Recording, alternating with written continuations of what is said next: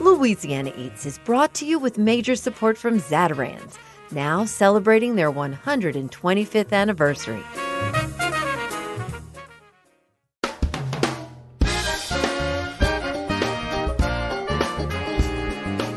From WWNO New Orleans, this is Louisiana Eats. I'm Poppy Tooker. It's carnival time in Louisiana. This week, we take you into the secret realm of some of New Orleans' most exclusive Mardi Gras crews.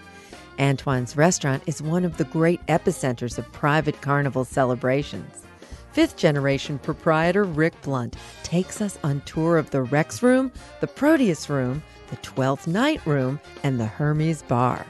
Then, Mark Latter of Tujague welcomes us into his Etat Room, a place of rollicking misbehavior.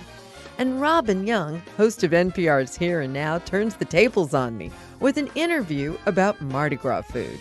It's not just about king cake. It's all about the purple, green, and gold on this week's Louisiana Eats.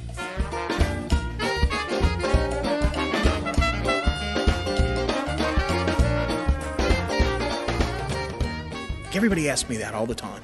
They say, well, Rick, is Antoine's is this a tourist restaurant? Do people from out of town dine here? Or is this a local restaurant? And I can't figure out a meaningful statistic that makes any sense at all. Again, one of those roles that Antoine's plays in the dynamic of New Orleans is that we're this sort of quintessential New Orleans experience. And so when you're entertaining your out-of-town guests, is this a local dinner or is this an out-of-town dinner? Half the people at the table are local, the other half the people are out of town. So it's very difficult for me to come up with any sort of an idea of who we serve more of. I honestly don't think we serve more of one group or the other. It's just what we do. Standing in the middle of the Rex Room as lunch is being cleared, Rick Blount brings up an interesting point about Antoine's restaurant. As guests leave, Rick shakes their hands and knows them all on a first-name basis. Perhaps that's because the French Quarter restaurant has been in his family for 5 generations. But over that great expanse of time, what has Antoine's become? A tourist destination? A living museum? A playground for the elite? Or a 175-year-old establishment trying to stay relevant while maintaining time-honored tradition? If you ask Rick Blount, he'll tell you that Antoine's is all of those things. Rick gave us a personal tour of all the Mardi Gras crew rooms at Antoine's. Of course, we began in the room dedicated to the king of carnival himself, Rex. It's decorated in the Mardi Gras colors of purple, green, and gold, with lighted shadow box cases filled with mementos and memorabilia lining the walls. Crowns, scepters, even a Rex queen's gown shimmers from those cases. So many happy memories. Rex is the original history. And I love the traditions of Rex. It's so wonderful. The Rexes, the kings that are on this wall, yes, are all so interesting because they're not only just the social elite, they're more than that. They're prominent in their own right. So it's not just birthright. It's also their life experience that makes them Rex. They're the movers and shakers of the city. They are. And it's so wonderful that just to look at the names of the Rexes are just so interesting. Every single old New Orleans name is represented here. So what goes on in this room? What do the members of Rex do in this room? Well, they have multiple traditions that are here. They do several, Rex themselves do several parties here. They do their King's Party here. They do a Queen's Party here. They do multiple other events during the year here. But it's also a room that's available to Antoine's. It's available to anyone, like all of the other dining rooms at Antoine's. There's no rhyme or reason why you would have one or the other. It's your preference as a diner. Uh-huh. So anyone can reserve any room. There's no charge. There's no preference. If it's available, I've served many couples for their anniversary, just a party of 2 in the Rex Room, because that's what they wanted to do. So all of these rooms are available to everyone. Well, I'll tell you a little secret about me in this room. Do you know what Do you know what I did in this room? I hate to ask. I got married. I got married at lunch on a Friday. I actually had my wedding in this room. Well, that's a pretty benign story. I was getting a little concerned. Oh, no. I'm an Ursuline girl, just like your mother, Rick. Be good. So tell me, how far back does the association go between Rex and Antoine's? Back to 1942 was when the room was built. My grandfather, Roy Alciator, agreed to the formation of a Rex room and to put to begin the pieces of it. And of course, it's evolved and grown and so on in scope of how it's worked out. But our association, I think, goes back a lot further than that. I would really say, or I have said, and I think it only makes good sense, one of the roles that Antoine's plays in the community of New Orleans is that it's kind of a place where things happen. You know, you told me that you got married at Antoine's. It wouldn't surprise me at all that the gentleman who formed Rex dined here.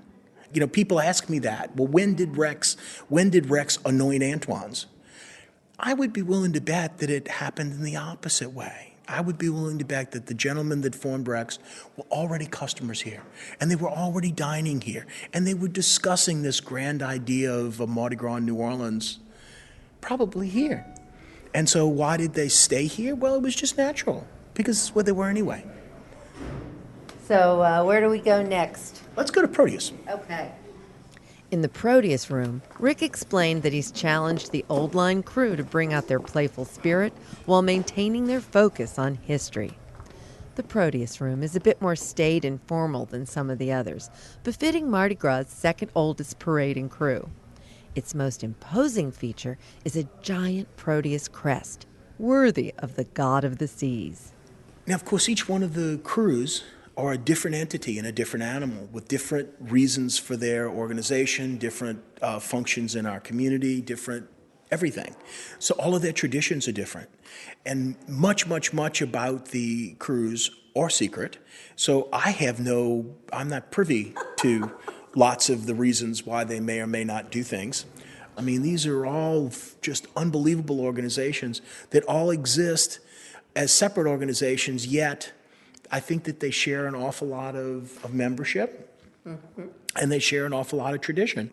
But Proteus does do a lot of functions here, not necessarily in their real room, because they certainly couldn't fit their organization in this room.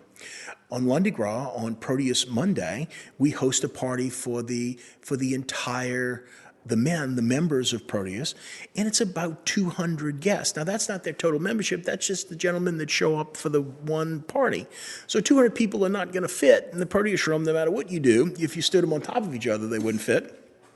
But we can fit them in the large annex. And so we do a beautiful sit-down dinner, which is really a fun day. Proteus Monday is one of the really, really, truly fun days at Antoine's.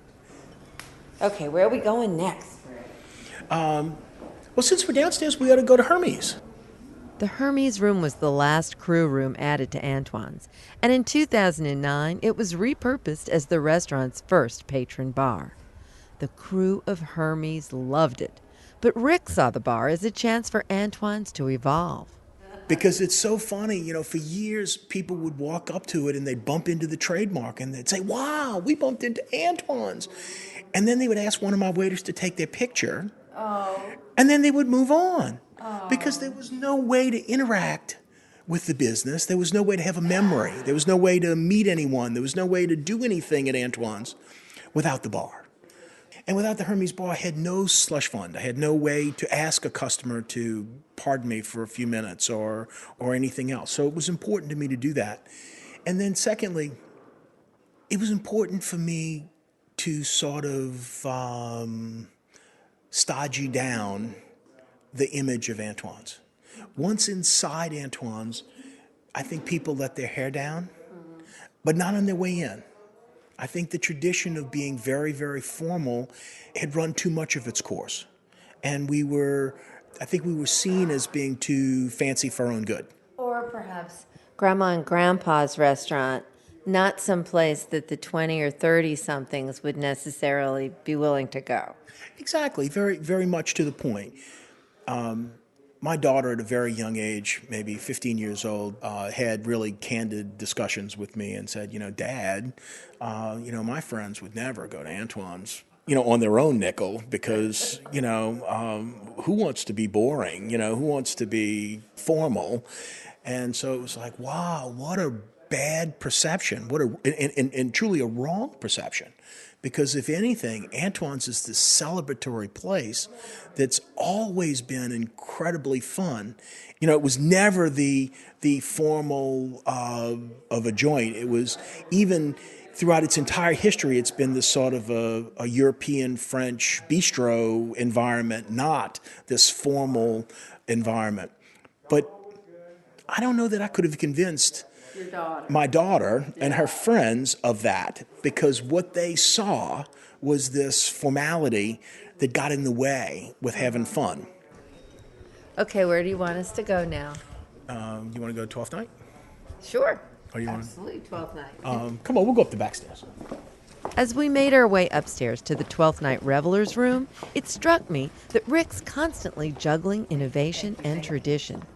Antoine's is so many things to so many different people, and all of them have their own expectations that go with it.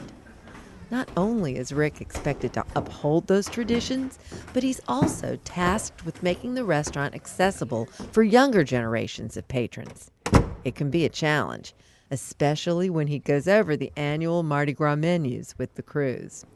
I don't think the Mardi Gras krewes in general go out on a limb very far. Their members are expecting this sort of classic Antoine's meal. And although every year we have many meetings about the menu and how we're going to serve it and all that stuff, at least up until now, we haven't gone that far out on a limb for that. So, well, honestly, I think that people come to Antoine's and expect to have their favorite Antoine's meal. Yeah. Sometimes I worry about them, though, a little bit, because many, many times I'll see the same group of gentlemen 5, 6, 7 times in a 3-week period. I don't know. I love a filet with Marchand de Vin sauce. I think that is a classic dish. It's wonderful. But after 7 of them, I might be looking to order something different. You know what I mean? So every year I do talk to the krewes and ask them to think about varying up our menus just a little bit so that it stays exciting and fun and interesting to their guests, because we want that to be an exciting experience and a fun, way to do dinner. And honestly, the history of Mardi Gras is written by these krewes, and it's written by the people who participate in these krewes. Antoine's is just the supporting cast. We don't generate the history. We're just here to help support it. Rick Blount, 5th-generation proprietor and CEO of Antoine's Restaurant.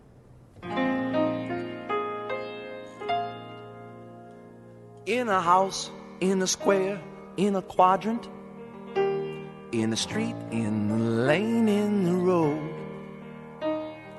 Turn to the left, on the right hand, you see there is my true love's abode.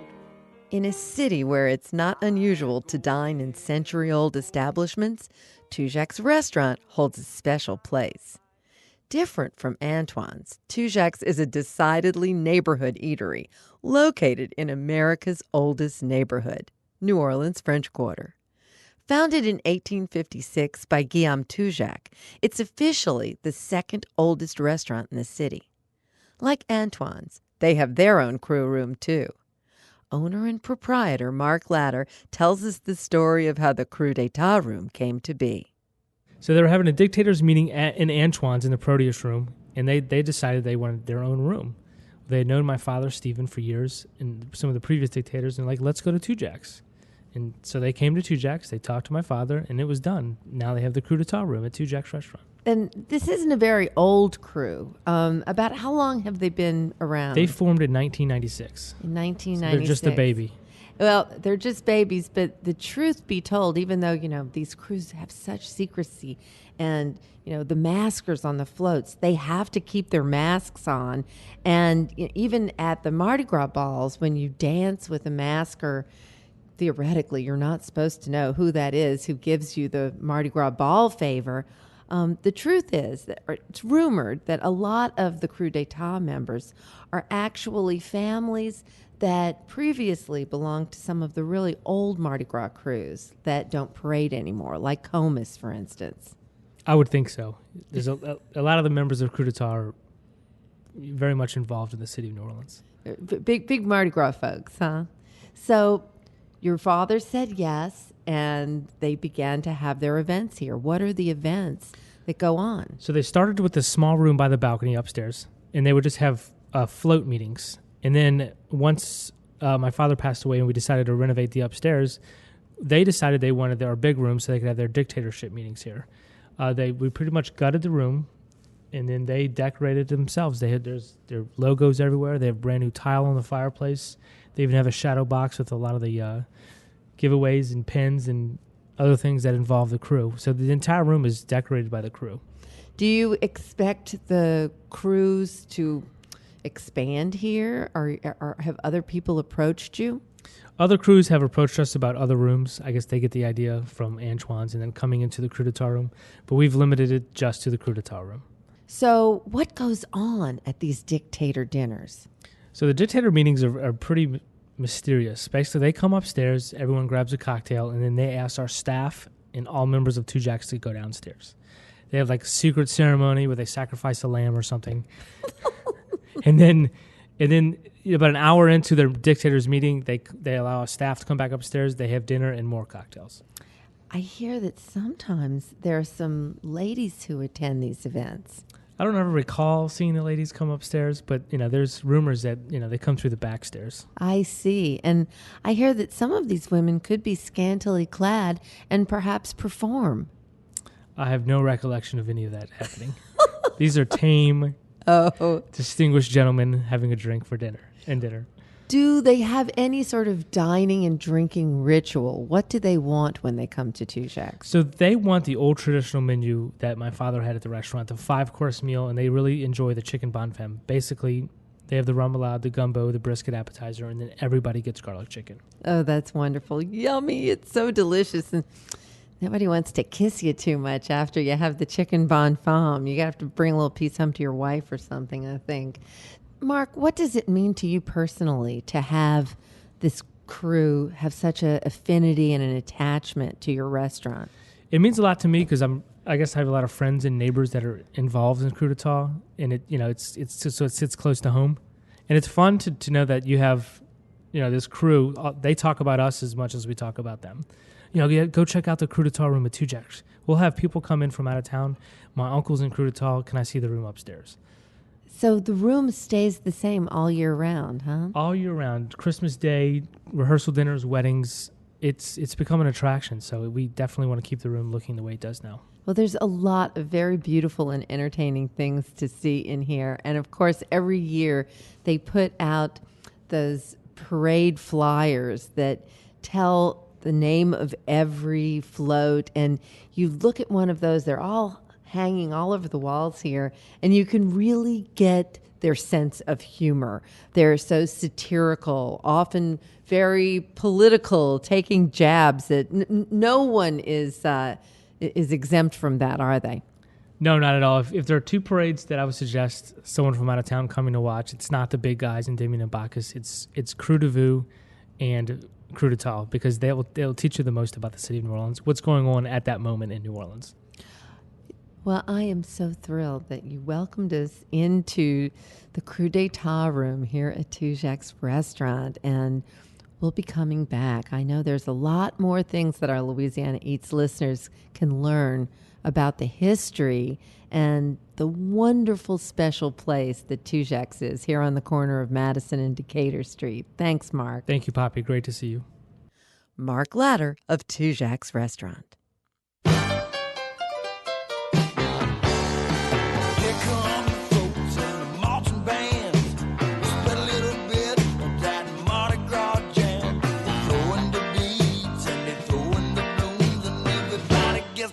a good time. When we come back, we're going to Cajun Country to hear how they celebrate Mardi Gras. Of course, there's gumbo involved. Don't go anywhere. No mystical scene, that's Mardi Gras. That's New Orleans. Back in New York, see the girl with the skimpy clothes. She got freckles on her, but she got a bony nose. And there's a man on the corner dressed up like a monkey. Says he just out to have a good time. She told me something, mister, and I'll buy you a beer. Mardi Gras gets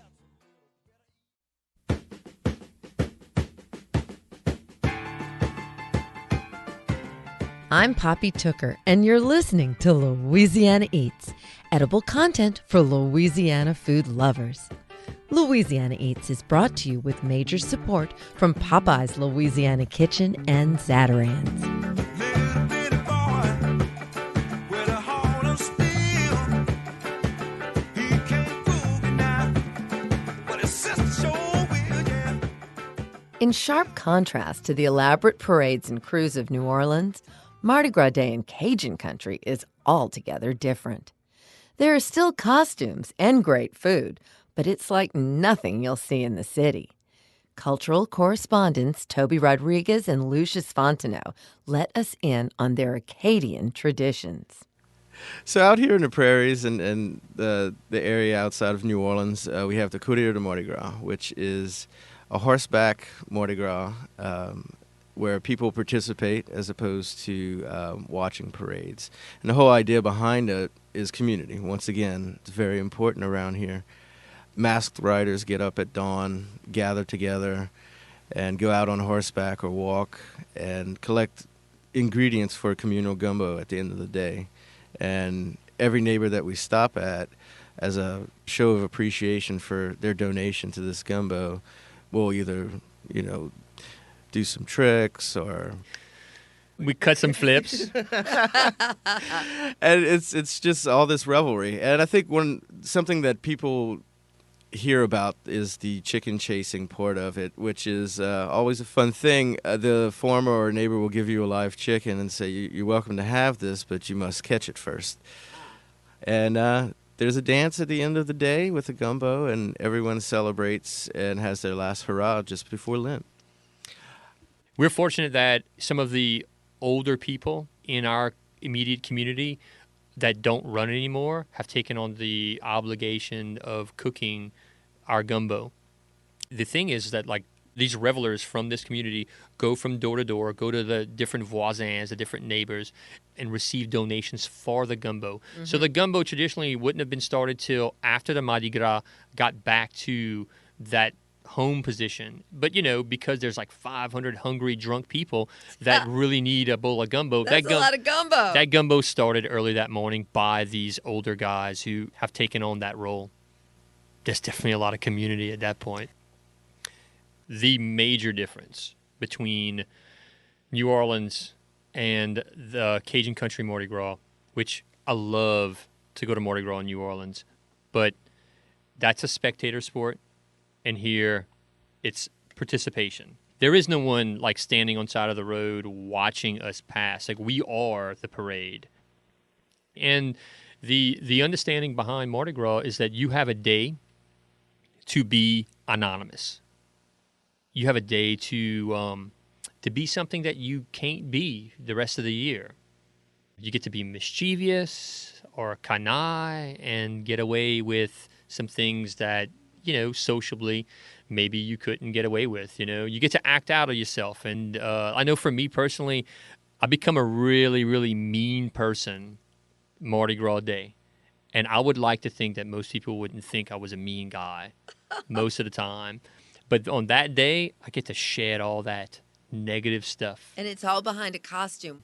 Costumes differ. Traditional costumes, the headpiece is a capuchon. There's a screen mask. They're very multicolored. It's supposed to contrast. Mardi Gras is all about contrast. At that time of the year, you've got, some nice silver gray skies. There's no leaves on the trees just yet. A lot of dead winter grass. So it's a very dull palette, and these costumes contrast that palette. They're very colorful. They're filled with fringes. The traditional costume designs are basically set to mock the authority figures. So you have the capuchon, which mocks royalty. You know, the old Duchess dunce-looking cap was worn by royalty, you know, in more pagan days, and that has actually been transferred over to us. And so you're mocking royalty in wearing that. But there's also like the bishop's mitre. Yes. Is pretty popular, and then there's what the professor wears. That's another common. But you could also you could mock just about anyone. You know, we've had people dressed up as presidents sometimes. The most important thing is that you have to know what that run is going to expect out of you.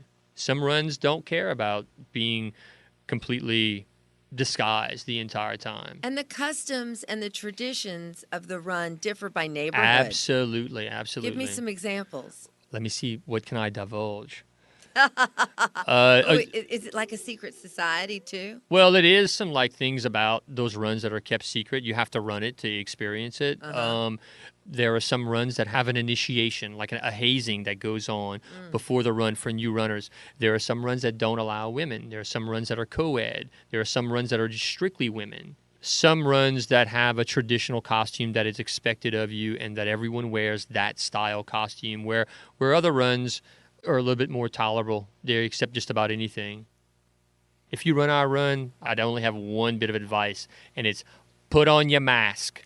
Yes, indeed. You know, that's the law. Put your mask on. Absolutely, and go ahead and dance with your id. Alors, Mardi Gras!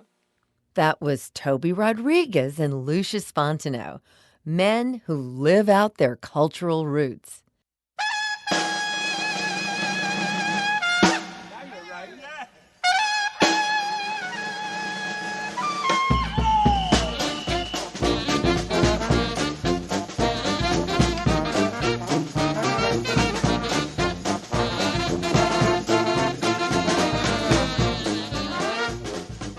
With its colorful history and delectable taste, there's no food that gets to the heart of carnival season quite like king cake. Bakeries across Louisiana supply residents and revelers with king cake from Twelfth Night right on through Mardi Gras. Many have developed their own unique spin on the king cake tradition. One such bakery is Cake Cafe, located in New Orleans' Marigny neighborhood. Our engineer, Joe Schreiner, sent us this postcard. My name is Steve Himmelfarb, owner of the New Orleans Cake Cafe and Bakery.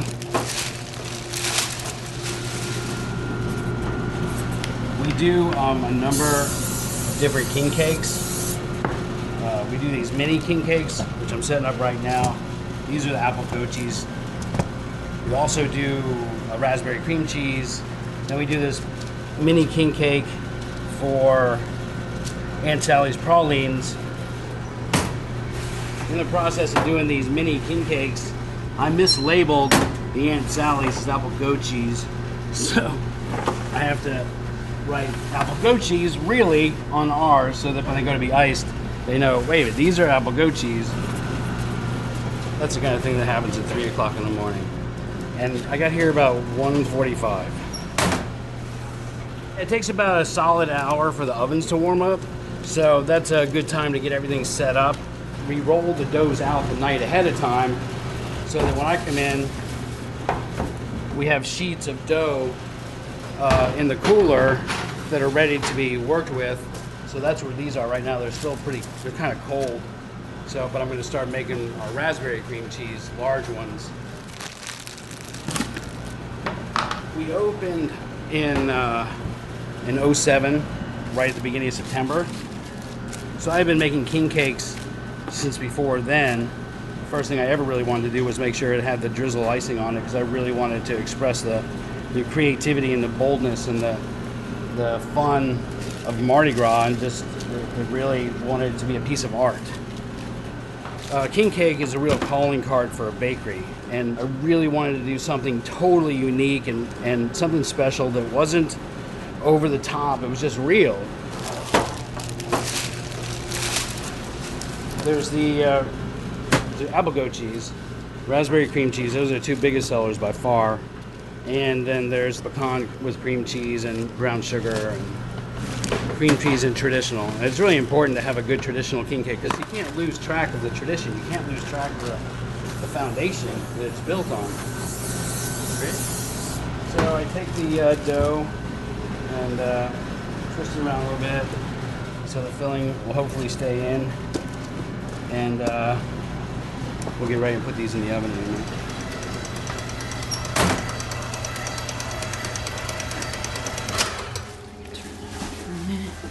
I'm Becky Himmelfarb, I'm Steve's wife, and I am right now mixing icing that I am going to use to decorate our king cakes. Before you put icing on anything, you have to work the icing. It's been refrigerated, so when Steve comes in, he takes it out so that it can be at room temperature when I get here. And then I can put it in the mixer and work it, which is much easier than when I used to work it by hand.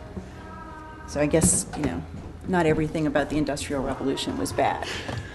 Although the mixer's been one of the few things that made me say that. This is our green. As you can see, it's a very bright, I call this Mardi Gras green. I don't have the baking background my husband has. I just have the New Orleans background. So I draw on my childhood and I look at that and say, yes, Mardi Gras green, that one's ready to go. Hey Cheryl, can you ask Steve if he has any tickets? These are the finished cakes that have come out of the oven, and you can see they have some extra flour on the top. So then I just brush that off. And you take it off. The ends are always where it sticks the most, but you have to work your way around and then move it onto the board. Oh, I don't like this board. It's a little messed up. So we'll just recycle that. These are special. You don't want to treat them that way. Details count. So I'm just putting a little tiny bit of stuff in here that will help the icing set. Because, you're looking at it and you see purple, green, and gold, and it looks like three different things, but actually it's all the same icing. So there's no reason for it not to all run together. So I'm going through and I'm laying the icing on the cake. I'm doing the purple first. Those were a little skinny, so I'm just going back over them. This is a little bit thick. I'm probably going to thin it out a little bit. We try to get all the way around with 1 spoonful if possible. Mardi Gras music on. I know. We listen to Mardi Gras music every morning when we do our cake. Gotta shuffle. Okay, and here's my mix. We usually start with Louis Armstrong. You know what? The only other thing really for me to tell you about is the babies. We have our bucket o' babies. We open that, and that has all the babies in it. Traditionally, the baby used to be baked into the king cake. Tourism became a much bigger business in New Orleans. So by the early 90s, you had tourists regularly eating king cake. In New Orleans, a 5-year-old would know to look for the baby, but adult tourists were choking on babies. So most people stopped putting them in. We like to put it on top. We put it right there in the crevasse where the ends meet after we have it all decorated. And then we tell people, if you want to put it inside, follow the tradition, which we like to do. You just lift up one little spot and stick it in underneath. The cake is soft enough, you're going to be able to stick it right in. Boy, grab your coat, grab your hat, leave worries on those steps. Just direct your feet on Sunday's side of the street. Can't you hear that pitter-pat? Yes, happy to your step, baby. Life can be so sweet on Sunday's side of the street. Why are the sugar decorations on a king cake always purple, green, and gold? Stay tuned, and we'll answer that question when we come right back. Never have a cent, I'll be rich as Rockefeller. No, sir. Gold dust at my feet on side of the street.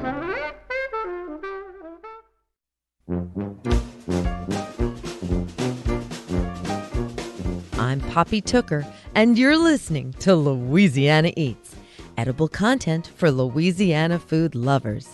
Louisiana Eats is made possible with major support from Rouse's Markets.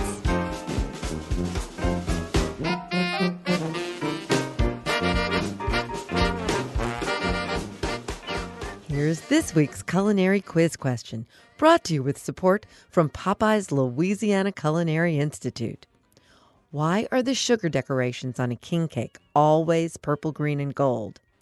Rex, the king of Carnival, selected the official Mardi Gras colors in 1872 to honor the visiting Russian Grand Duke Alexis Alexandrovich Romanov, whose house colors were purple, green, and gold. Purple represents justice, green represents faith, and gold represents power. Personally, if a king cake isn't topped with that crunchy purple, green, and gold sugar, I don't want it. And for goodness sake, don't give me an out-of-season king cake decorated with, for instance, the saints' colors of gold and black? Black sugar? Why? That borders on heresy. I'm Poppy Tooker, and you're listening to Louisiana Eats. Got my ticket in my hand. I wanna go to Mardi Gras. When I get down there, I wanna see that Zulu King. Whether you live on a parade route or not, it's likely that you'll be faced with feeding a hungry party crowd during carnival season. My go-to dish for feeding a big crowd hails from Cleveland, Ohio. It's Sanford Hertzkovitz brisket, and it is so good it earned him the title of Mr. Brisket. Years ago, I caught Mr. Brisket preparing his specialty on a morning television show. Since then, Mr. Brisket's brisket has become a Mardi Gras tradition at my house. The secret? 3 simple ingredients: a packet of dried onion soup mix, a bottle of chili sauce, and a can of Coke. Mix them all together, then pour the marinade over a trimmed 3 to 4 pound brisket in a deep roasting pan. Marinate overnight or longer, then cover the pan tightly with aluminum foil and stick it in a 275-degree oven before you head out to the parade route. When you come back, up to 4 hours later, there'll be an intoxicating scent in the air and a perfectly cooked brisket in the oven.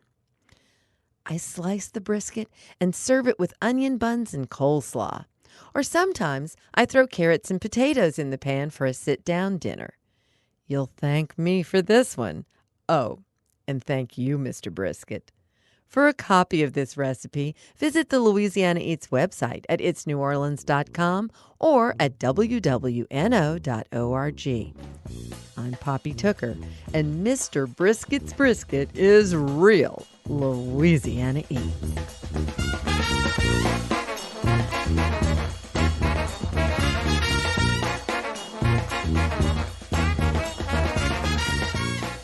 Host of NPR's Here and Now, Robin Young, is a real Mardi Gras amateur.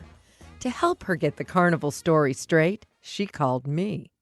The city famous for celebrating Mardi Gras, or Fat Tuesday, is getting ready for another one the day before Lent, next Tuesday. Going back home, D-9D, and never more will I wrong. Gonna get my fill of that A2B, 'cause New Orleans is my home. A little Dr. John to set the mood, which is what New Orleanians are doing right now. They're eating king cakes, dressing up for fancy balls, getting ready to make their brandy milk punch. Poppy Tooker is a native New Orleanian and host of the public radio program Louisiana Eats. She joins us from WWNO in New Orleans. Poppy, welcome, and we are so jealous of you. You should be jealous because I live in New Orleans where everybody wants to live. Well, and eats. Describe a king cake. Someone brought it into the office here. And at first glance from a distance, I thought it was mold on the cake. Oh, no. But it's not. To describe it. No, not at all. There's 2 distinct kinds of king cake. There's the traditional one that came from France, which is called the Gâteau de Roi, and it is a puff pastry, round, looks pretty tame. But a New Orleans-style king cake is usually crescent-shaped and covered with crunchy purple, green, and gold sugar, and nowadays often filled with only God knows what. Purple, green, gold. Purple, green, and gold, those are the colors of Mardi Gras. There you go. Well, and what's the basis of the cake? It's sort of a brioche sort of a dough. Sometimes it's braided, sometimes it's not.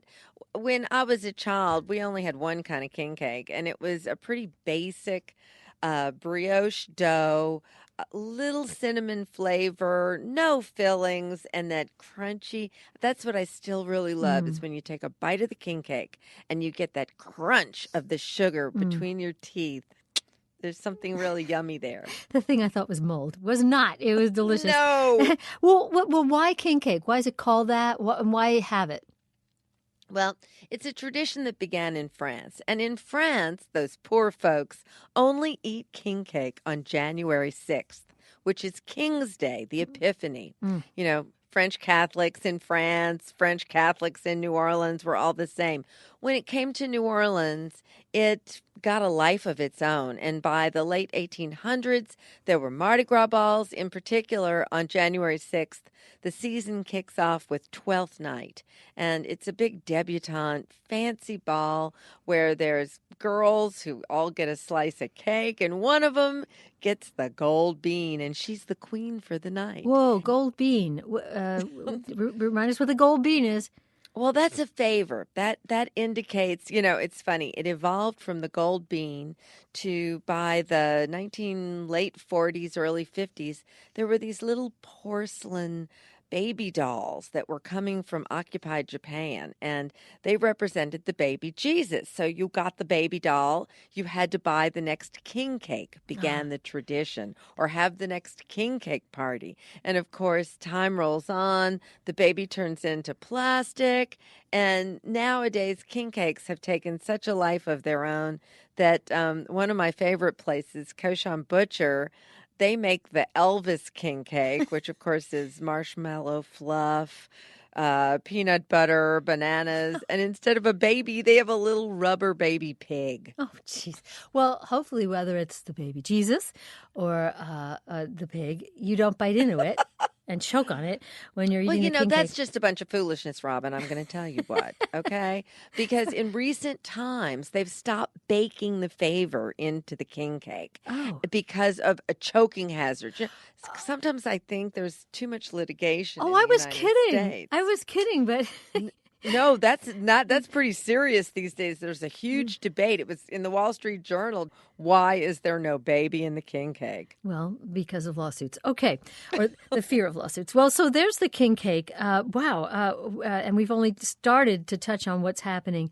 You talked about the balls. What other kind of food is prepared for Mardi Gras? Well, there's a great deal of casual Mardi Gras that goes on that doesn't have to do with elbow-length kid gloves and long dresses. There are parades that happen all over the city where people have these outdoor picnics on the medians that we call neutral grounds. And you can walk up and down the medians and you'll see fried chicken. You'll see whole pigs, cochon de lait, on spits, turning on barbecue pits, huge cauldrons of cast iron filled with jambalaya, and lots of cocktails. Well, tell us about the brandy milk punch. Well, you know, this is the breakfast of champions. On Mardi Gras Day, we begin the day 7 a.m. or so. We're looking for Rex, the king of Carnival, to come up St. Charles Avenue. And to prepare for that, we have a brandy milk punch. It's in just your plastic gallon milk carton, but you can shake it up and pour it into plastic cups because, you know, we can drink outside in New Orleans. And we toast Rex and we have a delicious deviled egg, and that's how we start the day on Mardi Gras Day. Deviled eggs cut across the middle. But the That's right. Yeah, the brandy milk punch, brandy milk, powdered sugar, a little vanilla. Yeah, that's right. A lot of brandy. And the powdered sugar is one of my secrets to it because you shake it up and it gives the drink a little body. So it'll have a head, just like it was a fine cocktail served to you in a bar. Is it true that cocktails were invented in New Orleans? It is absolutely true. They were invented by an apothecary who came here from Haiti, and his name was Antoine Amédée Peychaud. He invented Peychaud's bitters. And that's even how the drink gets its name, because he would serve, after a rough night out, his patrons would come to the apothecary. He'd give them a little brandy and a little of his bitters in a coquetier, which is the French word for that egg cup, that double-sided egg cup that looks much like a two-sided jigger that you'll see on a bar today. And so they would have that little shot and go off feeling better in their stomach. But the Americans, who were very resistant to speaking French, they couldn't say coquetier, so they turned it into cocktail. Eventually it became cocktail, and the drink was invented here. Well, look at that. Poppy Tooker, you're filled with so much information, but as we look at Mardi Gras approaching, and we are not lucky enough to be there, just give us some more tips on cooking New Orleans style. You say gumbo, never put fish, just shellfish? No fish in gumbo. I couldn't believe that. No, All right. You can put almost anything in gumbo, but I have to tell you, I've never seen fin fish. You can put shrimp and crabs. Often there's pork sausage, beef sausage, smoked sausage, ham hocks, pickled pork tips. Almost anything can go in a gumbo, and the more the better. It's a hearty meal, and, we're looking for a big meaty meal before that fasting starts on Ash Wednesday. And Lent. You say if you go and haven't got your cooking equipment with you, McCarty's can fry 100 pieces of fried chicken in an hour for each individual. It is the most amazing thing. There's a single store, of course, in New Orleans. We all love our Popeye's chicken, and you'll see those boxes up and down the parade route. But for those in the know, there's McCarty's fried chicken on North Broad, where you place a phone call, you walk out with 150 pieces of perfectly fried hot chicken. And I'm not even going to tell you how cheap it is, because I don't want to make everybody jealous. And that's where people in the know in New Orleans go. Poppy Tooker, again, a native New Orleanian, host of the public radio program Louisiana Eats, talking about how New Orleans is going to be eating at Mardi Gras. Poppy, thanks so much. Thank you, Robin. Happy Mardi Gras. Same to you. Let the good times roll. Let the bone, what is it? Laissez le bon temps rouler. There you go. Okay. Get some love and that gon' satisfy home in New Orleans. That's Robin Young of the NPR radio show Here and Now, turning the tables by interviewing me. No, Robin, that's not mold on your king cake. I'm Poppy Tooker, and you're listening to Louisiana Eats. I wanna go back home, back where I'm better known.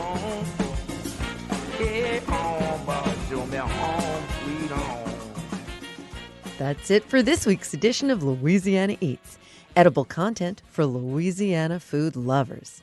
Next week, we ring in the Chinese New Year with a baijiu toast. Baijiu is literally white liquor, but it means connection. It means getting to know people. Whenever you have a holiday meal or business meeting, you always have a bottle of baijiu on the table. Subscribe to our podcast, hear today's show, or catch up on previous editions anytime online at itsneworleans.com. Louisiana Eats is made possible with major support from Popeye's Louisiana Kitchen, Rouse's Markets, and Zatarain's. Additional support for Louisiana Eats is provided by Dickie Brennan and Company. Our media sponsor is Louisiana Life Magazine, the magazine of a great state. Original theme music by Johnny Sketch and the Dirty Notes. Big thanks to our production team, Thomas Walsh, Joe Schreiner, and Chris Kehoe. I'm Poppy Tooker. Louisiana Eats is a production of WWNO and the University of New Orleans.